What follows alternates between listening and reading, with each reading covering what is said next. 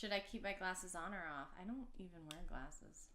This is another episode, and by another episode, I mean the first episode. The first. Because we've never done this before. It's really, really new. This is Good Morning Femme.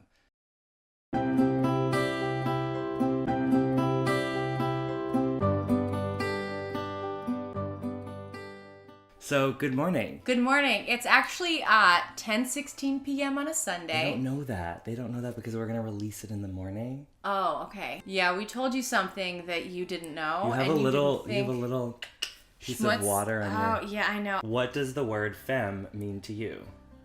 Yeah, it's a pretty loaded word, and I guess lifestyle, and a lot of it's about performance, but a lot of it is, and I think when I was younger and like more experimental, it was definitely more about performance. Now it's just about presenting and being there every day with or without nails, like high, mid, low, lazy femme. I'm usually pretty lazy. I never do my nails. I think that's an important point, though. I think that like people classify femme into these different categories of like high femme, lazy femme, butch femme, like all these different categories of femme. But I think that there's something at the essence of it that is beyond the superficial like aesthetic of like nails and makeup and jewelry. Right. And when it's at your core every day, and it's been at your core every day for 16 years, like it doesn't matter. Right. Yeah. I don't want to say that it's completely removed from aesthetic, because I don't think it is. No. But I don't think there's one definition of the femme aesthetic. It's creating femme on your own terms, you know? Yeah, and I think also, like, for me, it was like, it's because I'm queer and because I'm a dyke that I'm feminine, and it's not the other way around. Yeah, it has this, like, interdependent relationship to it in itself. I'm just trying to pull up here. Let's talk current affairs, events, news, and politics. I don't know if you heard, Christiana, but Kendall Jenner solved police relations. Like, it's over. Like, police brutality is over. Racism is over. It's done. Kendall Jenner and Pepsi have saved the day. So aside from, like, completely co-opting all of the resistance movements for capitalistic gains, there's, like, so many levels, and it's like a multi-layer lasagna of shit that has just invoked. Activism is like the new thing. It's like the new brunch, you know? So I think you're gonna see all those like avocado toast first, you know, t-shirts gonna be replaced with like activism first, coffee second. Oh my god. So I think this is just like the trickle down normalization of like protesting and activism being chic, which in a way is good. It's productive. It's awesome. But it's for the wrong reasons, right? It's for the wrong reasons, but I think if it gets the word out, then in a way it's good, but it's messed up. Right. Yeah. But that's inevitable. I mean, America runs on money. Right. We also watched the Saturday Night Live take on the Pepsi commercial. It's pretty good. Which I thought was pretty good. It's pretty good. I thought it was pretty brilliant. Do you want some wine? Da-da. This is the commercial break, brought to you by these glasses. I've always wanted glasses. I have perfect eyesight. Thank you. Yeah.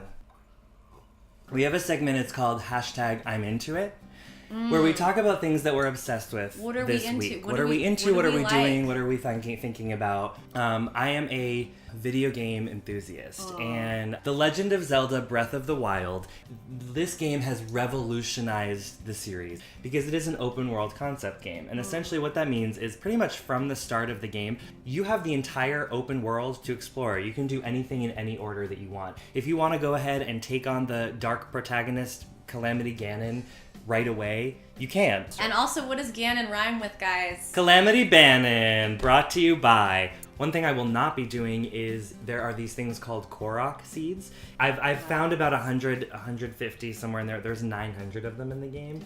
I'm not that persistent, so I'm not necessarily. Nevertheless, she persisted, but I'm not going to persist to that extent. No. So the way I see Zelda is I see it more like a real life expression of working in corporate America, and you have this character named LinkedIn. Haha, get it? LinkedIn. And you know, he goes through all these, or she goes through all these different processes and temples. Temples are companies. Like LinkedIn is in middle management. Now they're not. Now they like move to another company. Now they're like laying off, so you got to get the fuck out of that temple. And there's a metaphor here because get on the horse and you got to transfer to Cleveland or wherever your job takes you. There's a metaphor here too, because I feel like since all of the other Zelda games have been so linear, it's sort of coddling us into believing that life is linear. But then you get into Breath of the Wild and you're like, there's no fairy telling me what to do. There's no career counselor telling me what to do. I can do this in any order that I want, which is like, there's something thrilling about this, but also it's like, well, what the do I do then? No. So should we go into our next segment here? Yeah. So this is a segment, hashtag what's the ditty, do it themselves. We're going to have a specific task or a specific do it at home activity that you can try. So this is where it's time to bring out our, this is our special guest. It's time to bring out our special guest. So, come here, baby. Come here, Taro. So this is... This is Taro. You'll hear us talk about her all the time. She is yeasty paws no longer, though. We had a little yeast infection situation. She had a yeast infection on her paws. If you notice that your dog smells like corn chips or Fritos... Or Doritos. You might have a yeast infection. We are going to do a blueberry facial for your dog. Super bougie thing. This is an actual thing. This is like the thing they do in Park Slope. Obviously, you need your blueberries. 1, 2, 3, 4, 5, 6, 7 for now. Yes, that's good. So this oatmeal has been pre-cooked, and this is important because feeding a dog raw oatmeal is a big no-no. You know, a generous spoonful of oatmeal into our... We're also going to put some sour cream. This might seem strange to you, but actually sour cream has a lot of detox, And let me tell you, when I was at Spa Castle... We should do a whole episode on Spa Castle. Oh, Spa Castle special. Oh, yeah, that smells good. Do a spoonful of sour potatoes. Cream. Okay. Let's do some more blues. Well, the other thing we need to add before we put in more blueberries is some olive oil. Olive oil. Just maybe like about a tablespoon of olive oil. I feel like this could make a nice marinade too.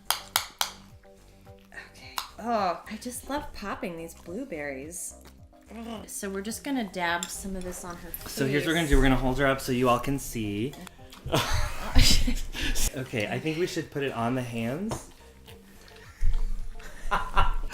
I can't. I wish you could see a close-up of what's happening right now. This is like some 70s performance art. So do you know about any of the benefits of a blueberry facial? So blueberries are high in, they clean the out of your blood. I know that. I think blueberries are just good for your skin, and the sour cream moisturizes it. And the oatmeal's oatmeal's fantastic. Okay, I think we're good. I think we're great. I think that was a wonderful. I think we did a good job. So for our final segment, we're going to do piece of advice. Just some advice, some things that we've picked up, some things that we think could be helpful for... Or one of our vices, right? Right. Sometimes they're the same. Do you have a piece of advice for us? I do. Tell us. I am an unabashed fan and uncontrollable hoarder of samples. We got some oatmeal on the wall. Oh, awkward. One of my vices is donut samples. My new favorite donut place. I love donuts. Under West Donuts. It's f***ing brilliant. They have one right on 34th and 11th by like a car wash, and they have like their signature donut called the car wash. They have so many free samples. Under West Donuts. Yeah. Sometimes if you go to the Key Foods and you go to the deli section, you ask for like a sample of their chicken Caesar. They'll always give you a sample of their chicken Caesar salad. I'll go to the hot food places and I'll just sort of like look around and sort of...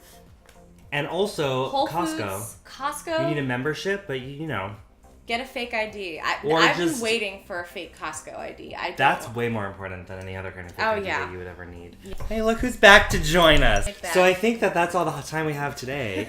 Seems like we need to entertain our special guest here a little bit more. She probably has to poop. Maybe she won't poop in the house tonight. She probably has pooped already. She's pooping right now, actually. It's kind of like Easter Sunday every day because we're always having to find Taro's poop. Have a great day. Bye.